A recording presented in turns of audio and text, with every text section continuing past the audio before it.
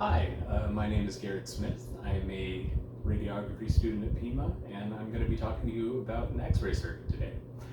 Before we even get into the circuit, we should talk about power supply. Now, of course, the power company supplies power to the building.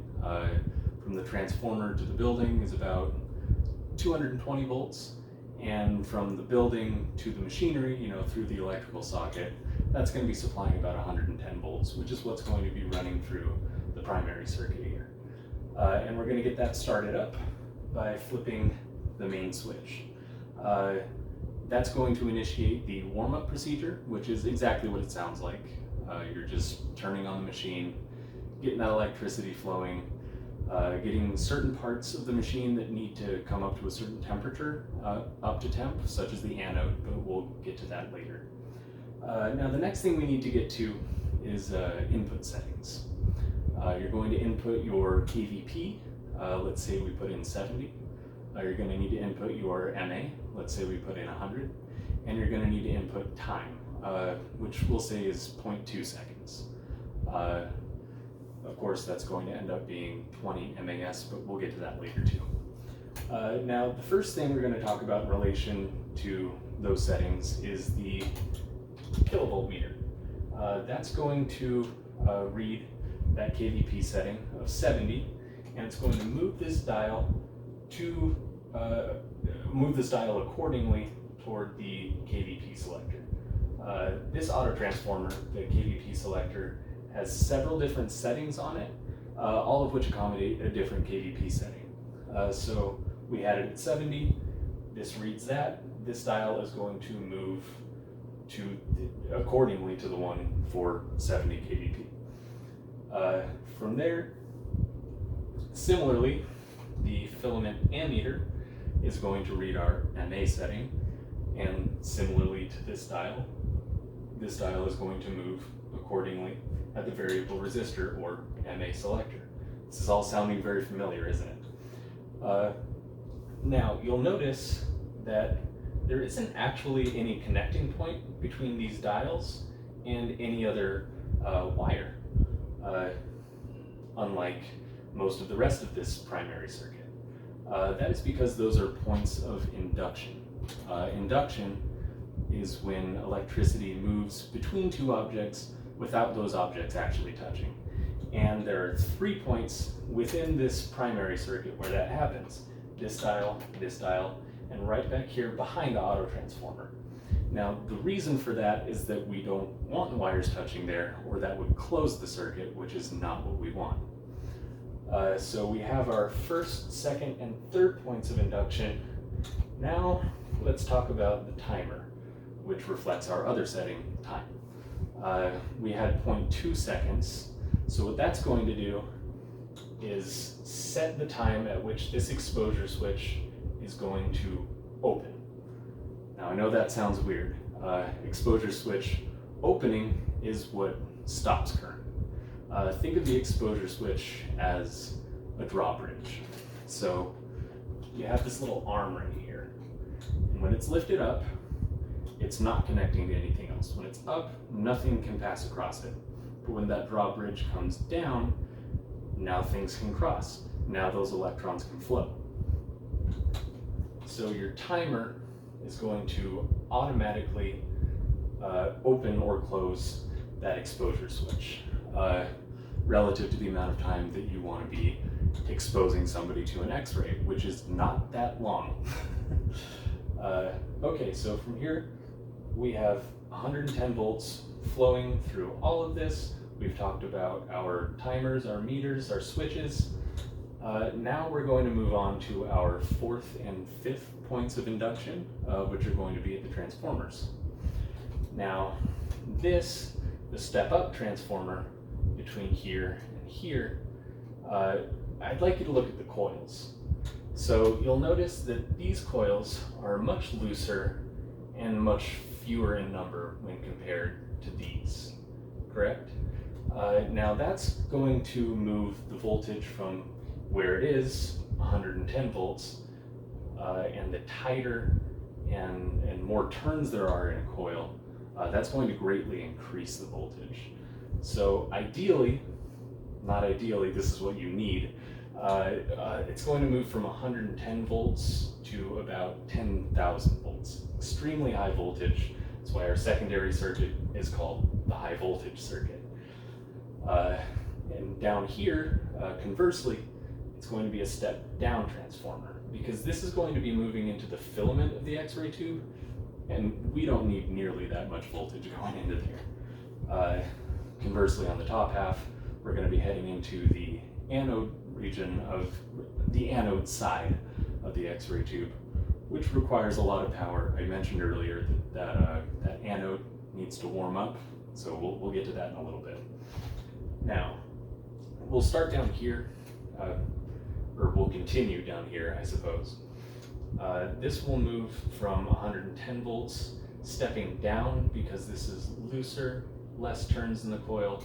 It's going to go all the way down to about 5 to 15 volts, about 3 to 5 amps, and that's going to move into the cathode region of the tube, which we will get to in a minute. Now, over here, we've stepped up to 10,000 volts, and we're going to get to our next meter. Now, this meter is extremely important. Not only is it going to measure the product of our MA and our time, which comes out to 20 MAS, as previously stated, but it's also going to make sure that we're not going over or below 10,000 volts. That's exactly what we need. If it goes under, it's just not enough for the machine to function, and it's just not going to work. If it goes over, that's very bad. You do not want over 10,000 volts going into the X-ray tube. That could be catastrophic failure. You do not want that. So if it's over 10,000, it's going to get grounded. That charge just gets grounded, it's gone, machine shuts down, we're done. If it's just right at 10,000, it's not pictured here, but it's going to be stored in a capacitor, and that capacitor is going to release it through a falling load generator. Falling load works very similarly to a dripping faucet, just letting out consistent voltage consistently, little by little, exactly as much as is needed. Now, from the capacitor, that voltage is going to flow through this area of the circuit and through these rectifiers, through these diodes, which are going to move them in opposite directions. The rectifier's job is to take the AC current, which started way back here, alternating current, and it's going to take that alternating current and convert it into a pulsating direct current, which is what we need to go into the cathode side of the X-ray tube. Now let's get to the X-ray tube.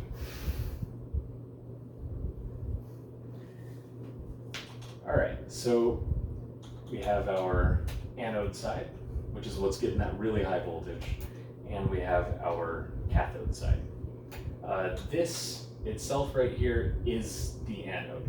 Now, the reason it needs so much power is because it's going to be rotating really, really, really fast, about 10,000 rotations per minute. But before that, let's just go over some of the basic structures here. So we have our envelope, which is just running all the way around the deal. That is typically made of Pyrex glass, incredibly heat resistant. It's not going to let any electrons or photons loose other than where we want it. We have our filament circuit, which was at the end of our X-ray circuit in the previous slide. And that's going to flow in down here to the filament. The filament is made of thoriated tungsten, similarly to the tungsten anode here. Now, the reason that tungsten is so ideal for an X-ray tube is because of its high resistance to heat and its very high melting point. Tungsten's melting point is about 3,370 degrees Celsius, extremely high, very hard to melt, which is ideal when you're shooting, incredibly fast moving electrons at something. Over here we have our stator magnets. Going to create a magnetic field, which is going to rotate the rotor here, spinning on these ball bearings, and that's going to spin the anode. Now the reason we want that anode spinning so fast is because we're going to be shooting electrons at it. And while it does have a very high melting point, that kind of focus, it will melt it. It will hit that, excuse me, 3,370 Celsius melting point. It'll put a hole right in it.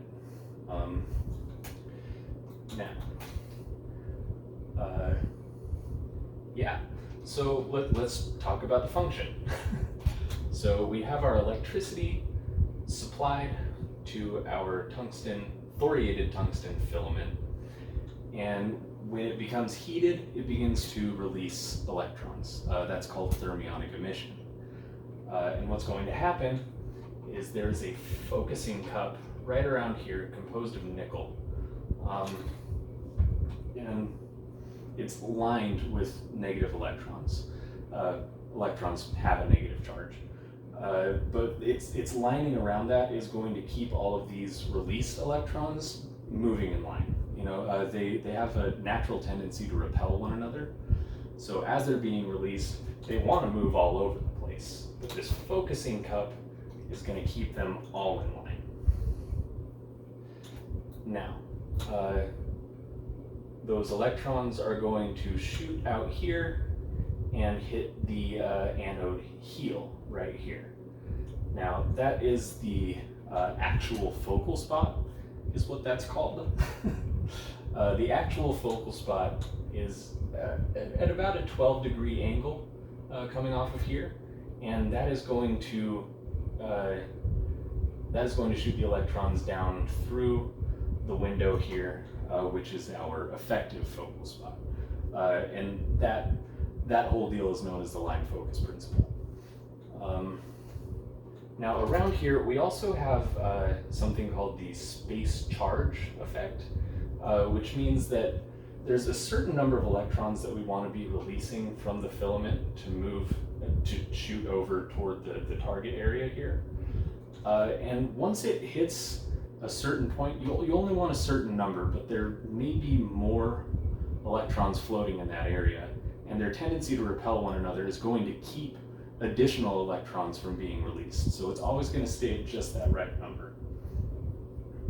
Now, once it hits the heel of the anode, we do encounter an issue known as the anode heel effect. You know, of course, you're hitting at this angle. Most of it's heading down. You know, it's hit at really high speed. It's become an X-ray photon. It's shooting straight down. But not all of them are going to shoot in the direction that you want. Just because of the geometry of it, you know, sometimes it's going to hit way down here, and it's just going to like rocket off this way, or way up here and rocket off that way. They move in all sorts of directions. So you have all these, you know, free-floating electrons and photons all over the tube, and they may end up coating the envelope, which is called tube arcing, which is going to become a problem over time. I mean, it's unavoidable, but it will become a problem over time. It will cause the tube to malfunction eventually. Yeah. I think that's just about it. Yeah, we have our electrons shoot out, they hit the target area, they're moving super fast, they become an X-ray beam, and then you're shooting your target. You've taken a radiograph. Good job.